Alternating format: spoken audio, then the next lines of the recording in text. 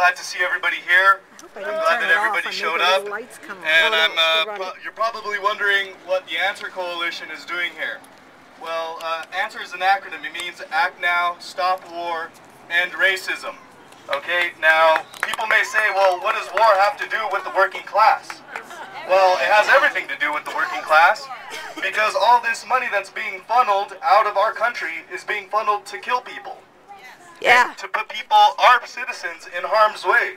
These people are skilled individuals. You have skilled individuals such as people from the Army Corps of Engineers. Why can't they come home? Come home and work on our infrastructure here at home. That's right. Yeah. You have military vets who are skilled medical professionals. What could they do? They could come home and they can help people here who don't have health care. But instead, that's right. Instead, they're everywhere else. Now, today I've heard a lot about the middle class. Well, I look around and I don't see middle class. I see working class. That's what we are. You know, the idea that we are different from the poor working class and the middle class, it's a fallacy. We're one step away from stepping into poverty ourselves. So we are all the working class, and then there is another class, that is the ruling class. The people who make the rules, the people who scrape all of our profits for themselves. Now, we need to remember that there's a long history of the labor movement here in the United States. Okay? Now, a lot of people don't know this, but the populist movement was based in Kansas. Today, Kansas is a Republican-controlled state. Yep. Okay, and the populist movement was made up of several individuals, farm workers, poor farm workers, who were fighting against the same corporations that were putting them under. And these organizations, the Western Federation of Miners, the IWW, the UAW, all of these organizations were made up not of moderates, not of Republicans, not of Democrats, but of radicals. Radical trade labor unionists, anarchists, socialists. Yeah. You know, and activists, most activists and populists. You know, we need to stop thinking that we can just ask people for our rights back. Yeah. We need to take them back. Woo! That's how it's always been done.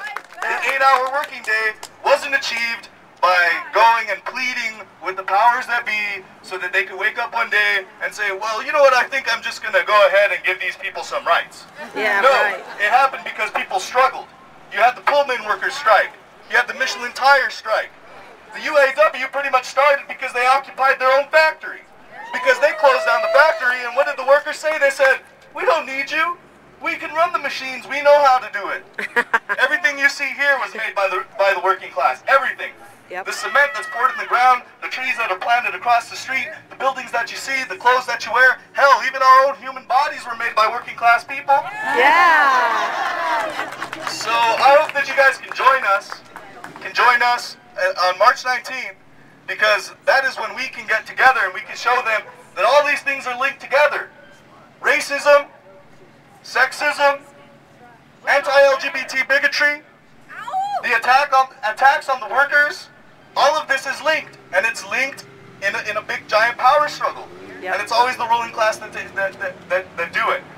Okay, so I'm really glad that you guys were able to let me speak, and I hope I wasn't too radical for you or anything like that.